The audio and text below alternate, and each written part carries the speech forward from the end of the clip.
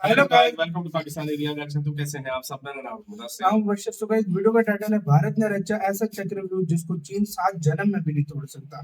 भारत ने कोई मतलब ऐसी ट्रिक लगाई है कि चीन की बैंड बाज गई है। क्या हुआ है टेक्नोफीरिया का वीडियो का लिंक मिल जाएगा डिस्क्रिप्शन में। काउंट करते हैं 3 एंड स्टार्ट। पहले भारत ने अग्नि 5 से दुश्मन को डराया, फिर परला मिसाइल को लाकर दुश्मन को हड़काया, लेकिन अब रॉकेट फोर्स से दुश्मन की पैंट गीली होने की खबर है। सीमा पर मतलब चीन को चीन सबक पार सिखाने तरफ के से लिए अब मार रहा भारत है। सरकार ने पूरी हाँ? तैयारी कर ली है। एक एक करके भारत के सीक्रेट प्लान से आज हम पर्दा उठाएंगे। दरअसल दोस्तों, सीमा पर लगातार अपने नापाक मंसूबों को अंजाम देने की कोशिश कर रहा चीन, शी चिनपिंग जिसके बाद कैसा भारत लगा? सरकार ने उसकी कमर तोड़ने के लिए बकायदा चक्रव्यूह तैयार कर लिया है, जिस चक्रव्यूह से चीन के लिए निकलना मुश्किल ही नहीं नामुमकिन है। भारत की इस रणनीति को देख चीन भी हक्का बक्का हो गया है। उसे अब लगने लगा है कि अब भारत उसकी बैंड बजाकर ही छोड़ेगा। चीन लगातार अपनी सेना को उस सीमा पर मजबूत कर रहा है, जिसके बाद अब भारत ने भी उसे जवाब देने के लिए कमर कस ली है। भारत की तैयारी ये बता रही है कि अब चीन का इलाज करने का पूरा इंतजाम किया जा रहा है।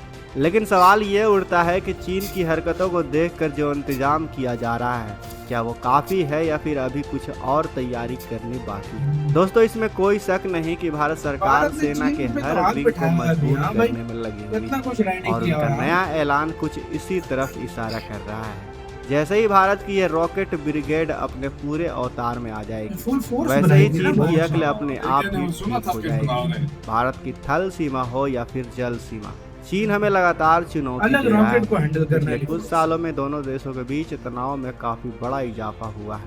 यहाँ तक कि नौबत तो युद्ध तक बन चुकी है। कई बार तो ऐसा लगा कि अब जंग का ऐलान ही हो सही जाएगा, बात। लेकिन भारत ने संयम दो लाख दिखाते हुए लोगों के पूरी शहीद। दुनिया को एक और विनाश से बचा लिया। चीन पिछले कई सालों से भारत को घेरने की तैयारी कर रहा है, जिसमें उसका सबसे बड़ा राजनीतिक हथियार कामयाब रॉकेट नहीं फोर्स होगा। है। लिहाजा अब ऐसा खबर है कि ड्रैगन को मुंह तोड़ जवाब देने के लिए भारत ने भी रॉकेट फोर्स के गठन के लिए उनके पास काम भी है शुरू बस। कर दिया है।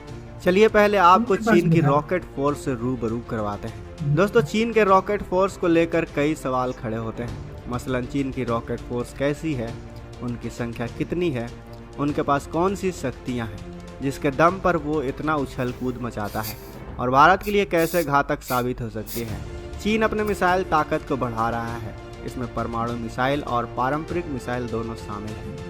एक रिपोर्ट में कहा गया है कि पीपुल्स लिबरेशन आर्मी की रॉकेट फोर्स अपने मिसाइलों के आकार का विस्तार कर रही है। साल 1980 से 2000 तक PLA ने 4 मिसाइल ब्रिगेड को जोड़ा है। इसमें से 3 ऐसी हैं जिनके पास नए किस्म के हथियार हैं। रिपोर्ट में कहा गया है कि मिसाइल ब्रिगेड के विस्तार में 2000 से 2010 तक काफी तेजी आई। हथियारों की बढ़ती श्रृंखला से लैस 11 मिसाइल ब्रिगेड बनाया गया है। इसमें उसकी पहली ग्राउंड लॉन्चर क्रूज मिसाइल और रोड मोबाइल ICBM DF-31 और DF-21D शामिल है। साल 2010 और 2020 के बीच मिसाइल निर्माण में और तेजी देखने को मिली। इस दौरान लंबी दूरी वाले मिसाइलें जैसे DF-41 और 13 नई ब्रिगेड को और स्थापित किया गया। चीन ने अपनी नई ब्रिगेड में दुनिया की पहली हाइपरसोनिक मिसाइल DF-17 को भी तैनात कर दिया। लेकिन अब यहाँ ये सवाल उठता है कि आखिर चीन ने अपने रॉकेट फोर्स का गठन कब किया था और तब इस फोर्स को किस नाम से बुलाया जाता था। दोस्तों, चीन ने 1966 में रॉकेट फोर्स का गठन कर लिया था। ये मिसाइलों के जरिए अपने दुश्मनों पर हमला करती है। यानी ये एक तरह से देखें तो मिसाइल स्पेशलिस्ट होती है, जो दुश्मनों पर सिर्फ मिसाइल दागने का काम करती है। शुरुआत में इसका नाम सेकंड आर्टिलरी कोर था। इस फोर्स में शुरुआती तौर पर जमीन से मार करने वाले मिसाइलों को शामिल किया गया था। इसमें खास तौर पर बैलिस्टिक और क्रूज मिसाइलें शामिल होती थी।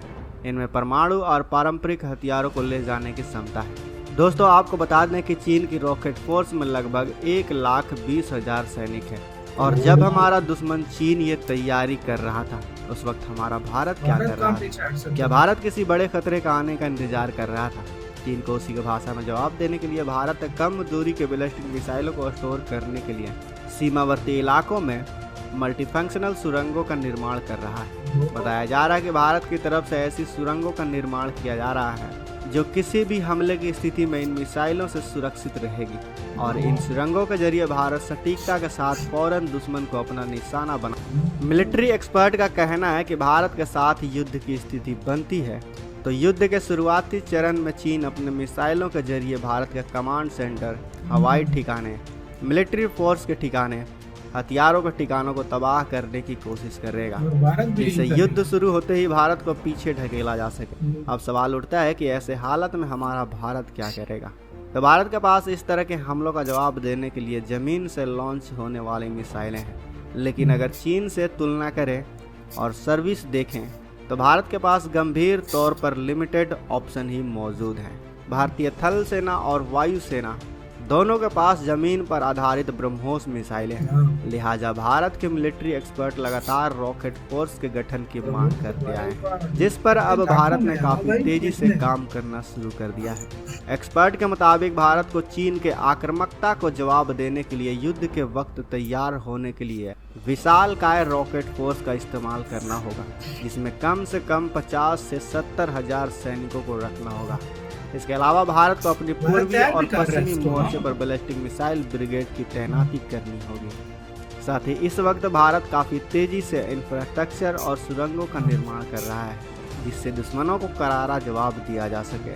क्योंकि दोस्तों, भारत के सीमावर्ती इलाके कुछ ऐसे हैं जहां ना कोई अच्छे सड़कें हैं, ना कोई अच्छे इंफ्रास्ट्रक्चर। इसलिए भारत सीमावर्ती इलाकों में इंफ्रास्ट्रक्चर पर ध्यान दे रहा है ताकि युद्ध के वक्त हमारे सैनिक कम समय में तेजी के साथ सीमा तक पहुंच सके। क्योंकि जब रोड ही नहीं होगा तो हमारे सेना के गाड़ी वहां तक नहीं पहुंच पाएंगे, और जब गाड़ी नहीं पहुंच पाएंगे तो हमारी सेना भी नहीं पहुंच पाएगी। वैसे दोस्तों, आपको क्या लगता है, भारत को अपने रॉकेट फोर्स को कब तक तैयार कर लेना चाहिए? भारत को कब तक रॉकेट फोर्स की जरूरत महसूस हो सकती है?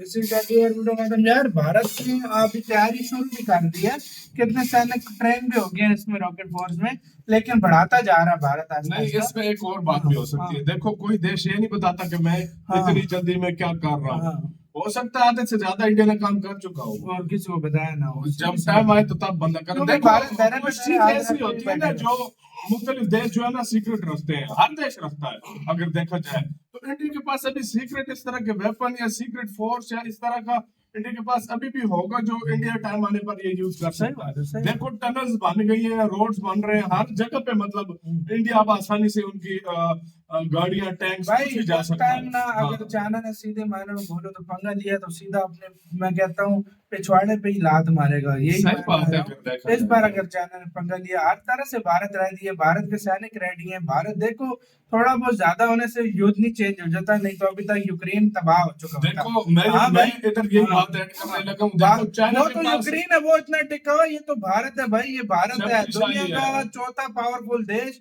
जो तीसरा जल्दी होने लगा है, जिसके पास पैसा है, हर चीज है, भारत है।